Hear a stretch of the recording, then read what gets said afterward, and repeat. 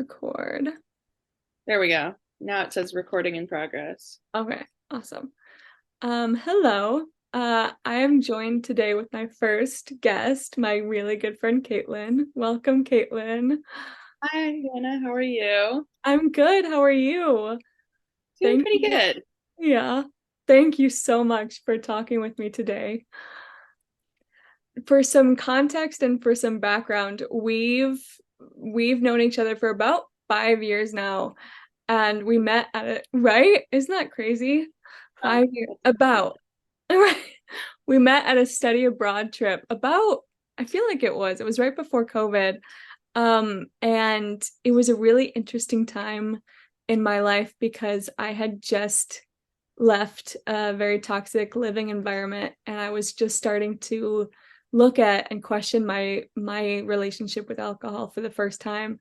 And I was so drawn in by your wow, I really sounded that word out, authenticity and and honesty and openness. And I felt like I could really talk to you like from the get-go. And it allowed me to really talk openly about my drinking to someone who I haven't really talked to about back then. And so I really appreciate your authenticity and your honesty and your friendship. And thank you. And thank you for talking with me today. Yeah, I'm so happy to do this. This is so exciting. And so glad that we met on that trip because you've been one of those people that I just feel like I can be honest and open with and like, no, I'm not going to be judged. And I've recognized like how important that is in a friendship. Knowing that your friends love you and support you for you just the way you are, not you don't have to put on some kind of mask or be some kind of version of yourself for that person. And yeah, I'm really grateful for that. Me too. Me too. Oh. So if you're ready, we can dive in. Yeah, let's get started. Yay. Could you talk about the beginnings of your drinking? The first time that you remember having a drink and how you felt as like a simple opening question. Yeah. Um, I, my first drink was when I was 14 years old. It was with some friends at a Christmas party. Um, and it was like a bunch of us girls, and my friend's older sister got us alcohol. And then, like, we ended up having boys over, and I just felt like I wasn't overthinking or like stuck in my head. Like, I could just talk to people and not be so self-conscious, and I loved that feeling that it lifted like those inhibitions and that like constant mind, like that voice in the back of my mind like telling me things all the time, like it just quieted that. And I felt like I could be fun and I could be social and I didn't have to worry about everything so much, and I really loved that feeling, and that stuck with me throughout my drinking career. Did you did you always have this that self-consciousness around social gatherings around people? Yeah, for basically as long as I can remember, I've been very self-critical and worried about what other people think of me. Um, and I've kind of let that interfere with my social interactions because that feeling is just like so overwhelming of like not wanting to say something dumb or like look a certain way in front of people. And like it's crippling, like how much you want other people to view you a certain way, and you get so stuck in your head that it's hard to be present in those moments and like have genuine experiences with people because of the fear of judgment. And um, that's something that I still struggle with today. I've been working on self-acceptance and knowing that I'm human and I make mistakes, and that not everyone's going to like me, and learning to be okay with that. Mm, that's really hard. That's A really hard. tricky one. It's a really tricky one, especially when the thing that you take that you realize of like, oh, all of a sudden all that goes away. All that worry of like, what am I going to say goes away, and you suddenly don't care about um how you're perceived or what you're going to say or what you're going to how you're going to look. Was that the Yeah, and Oh, sorry. oh, Sorry. I was gonna say, like, that feeling is so funny because that's what drew me to drinking in the first place. But then it became like the thing that I hated most about drinking is because I would do things without thinking and say things without like thinking before, and I would hurt people, and I would like do things that like in my sober mind I would never do, and like just caused all this like shame and regret. Um, and then I didn't like that feeling of feeling embarrassed, and so I drink more. And so it's just kind of a Vicious cycle. nasty cycle. Yes. Yeah, exactly. And the more things that happen when you're drinking, the more you feel like I need to drink more because I don't want to think about that. Yeah, Yeah, yeah, I can relate to that. So you mentioned shame, and it's interesting because it's a big topic in my thesis that I'm writing and what I'm thinking about in my head a lot. And I'm reading this book called Healing the Shame That Binds You, I think it's called.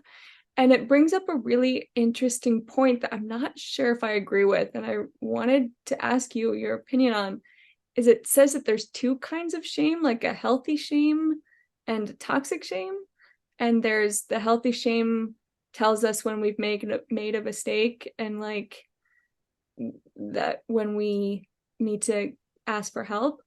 And I have a hard time wrapping my head around that because I've always thought that shame was something that I needed to overcome in order to get sober.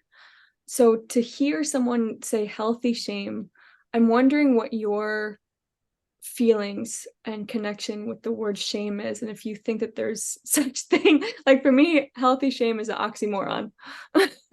yeah, that's kind of tricky. I think I understand where the what the book is trying to explain. Like for me, I know that like in my sobriety, I have to remember, like I can't forget those painful memories because those are like that like really shameful, embarrassing like stuff that I did at the end. That's why I wanted to get sober. And like I have to remind myself, like, this is why I need to stay sober, is because like that's where I go when I'm drinking. But what I was taught is the difference between guilt and shame. And you're allowed to feel guilty for like doing something wrong, and that's just like your moral conscience. Like shame is where it's like overpowering and like affecting your day-to-day life, where like you're just so ashamed that you like just don't want anyone to even see you, or like don't want to go out into the world, where it's like crippling shame.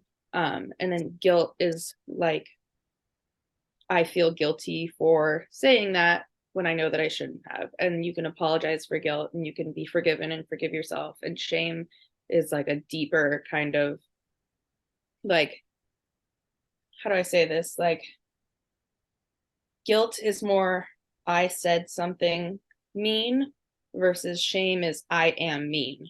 Mm, And where yes. you're personalizing that.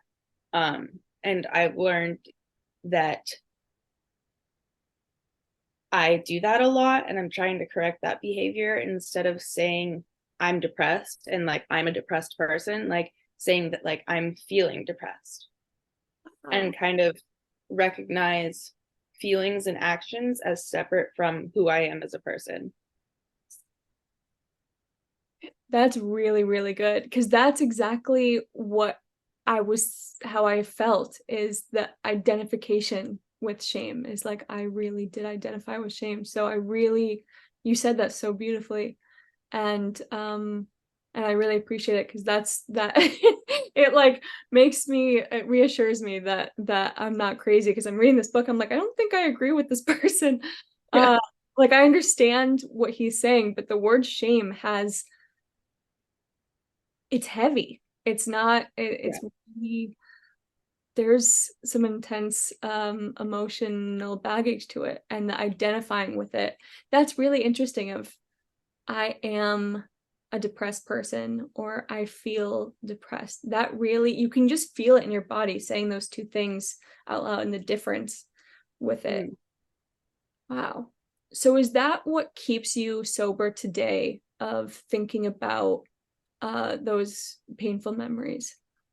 Is that something? Um, Not just that, it's just recognizing like how much better my life is when I'm not drinking Mm. versus like how terrible my life is when I am drinking. And like some people think you have to hit rock bottom, and like I would say like it doesn't have to be a specific consequence or a specific thing in your life. Like it's personal to you. Like I hit someone else's rock bottom over and over and over again. And like it finally was like an internal shift for me where I was like just so emotionally, spiritually, mentally low, where I was like, I like can't feel like this anymore, you know?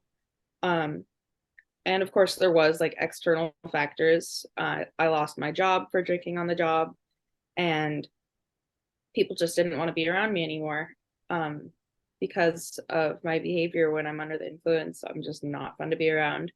And remembering that, and like how low I was feeling is definitely a good reminder of why I want to stay sober even on difficult days. Mm.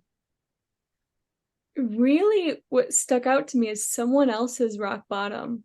That's really that gives me goosebumps because I know exactly what you mean of like um doing something that someone else would like identify or call their rock bottom. Is that what you mean?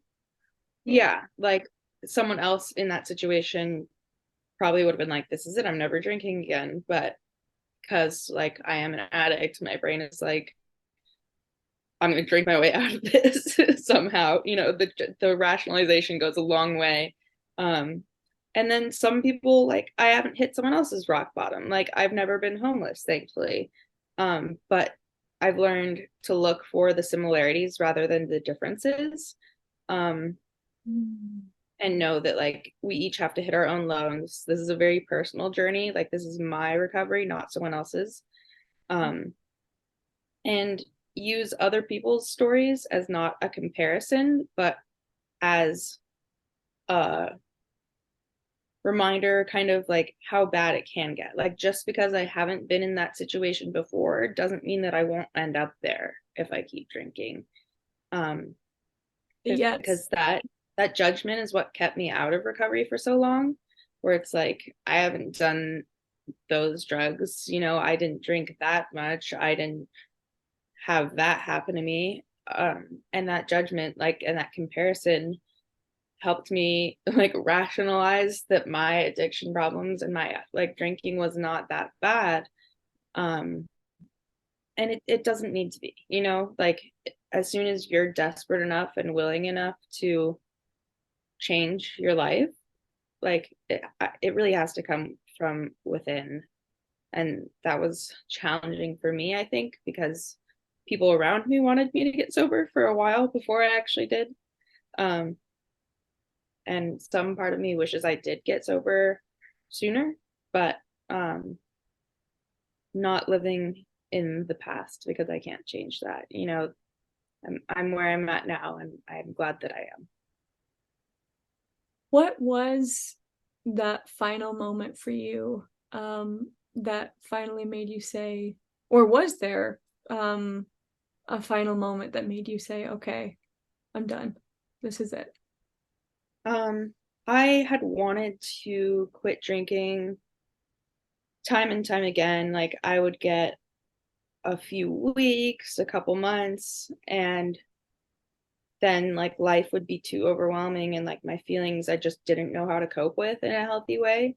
And so I would turn to alcohol or other drugs to like numb those feelings and like quiet down the thoughts in my mind, and because I didn't know how to like process those overwhelming feelings.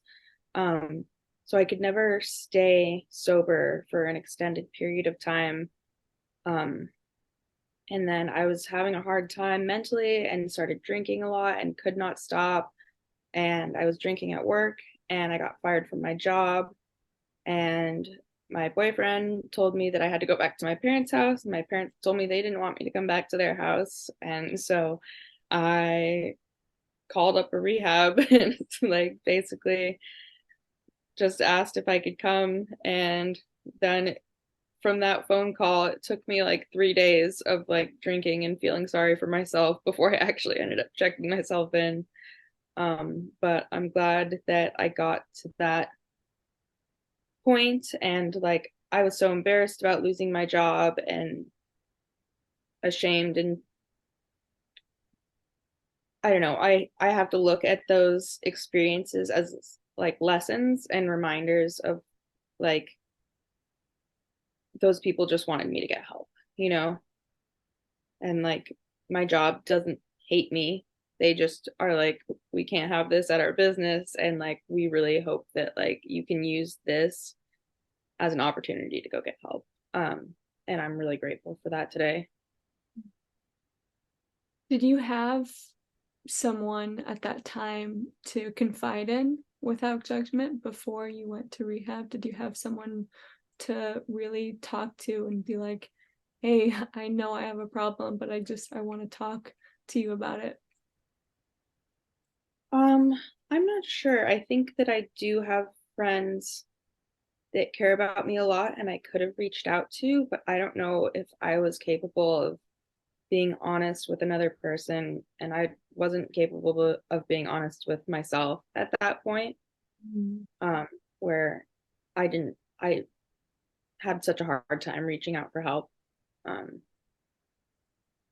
yeah, I don't know. Yeah. Do you feel when you're talking about it openly right now, is there shame now? Is there like how do you feel about talking about this now? Do you feel happy? Um, I feel a lot less shameful about it today.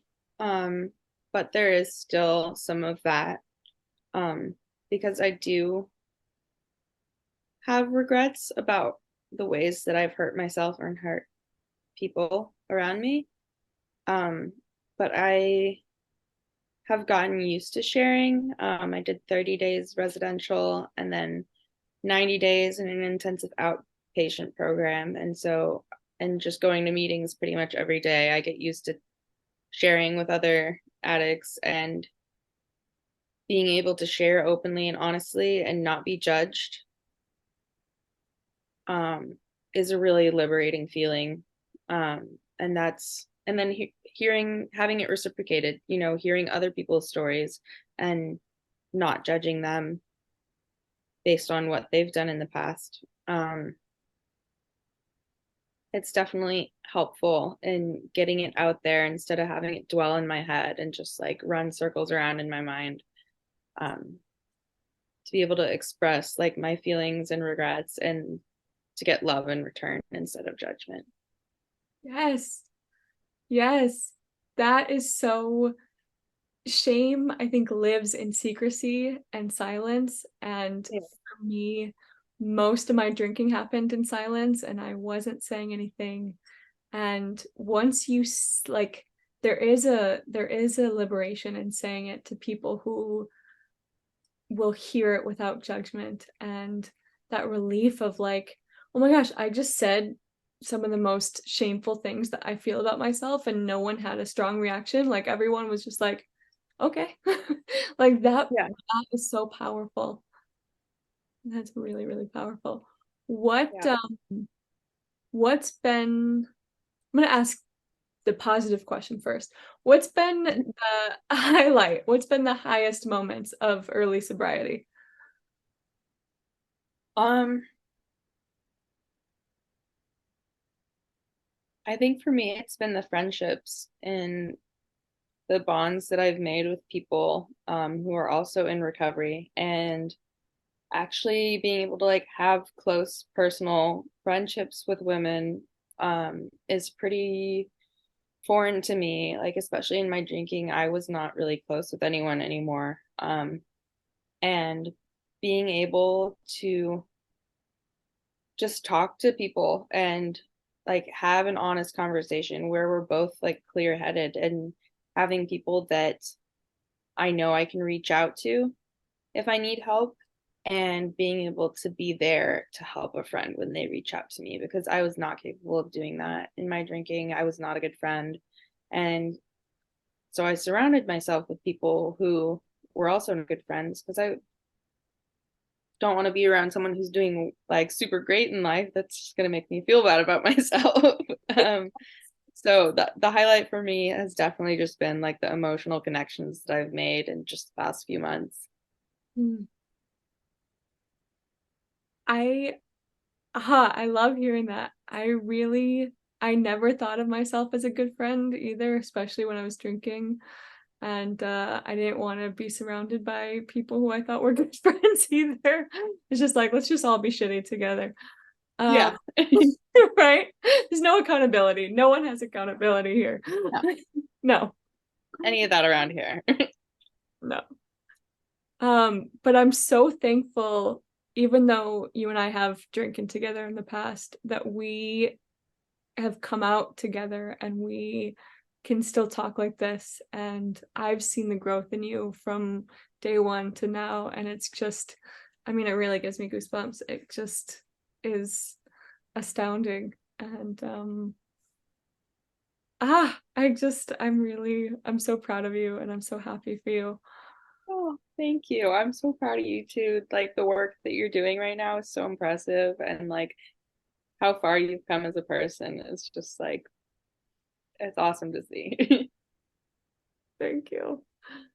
I don't want to ask the other question, but what has Oh, been bring on. I'm like, let's just keep it light. Let's just keep we're done with the dark with us Let's keep it done with that. friendly. And it's over. But what has been that I think that this is the last like kind of heavy question. What's been the hardest part of early sobriety?